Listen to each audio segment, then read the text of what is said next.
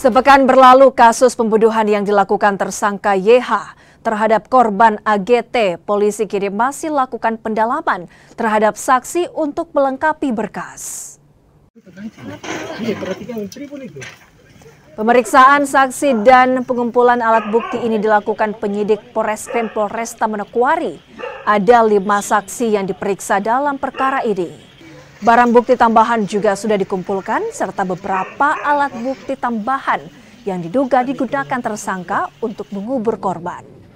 Koordinasi dengan pihak kejaksaan juga dilakukan untuk melakukan rekonstruksi kematian istri pegawai pajak tersebut. Sementara dari hasil visum tidak ditemukan adanya tanda-tanda korban mengalami tindakan kekerasan seksual. Kita sedang berkoordinasi dengan JPU. Kemungkinan besar nanti kita akan laksanakan rekon. Sejauh ini kita sudah periksa 5 saksi. Kemarin kita lakukan penyisiran ulang dari TKP 1 ke 2. Kita amankan bukti-bukti seperti linggis, palu yang dipakai untuk untuk membobol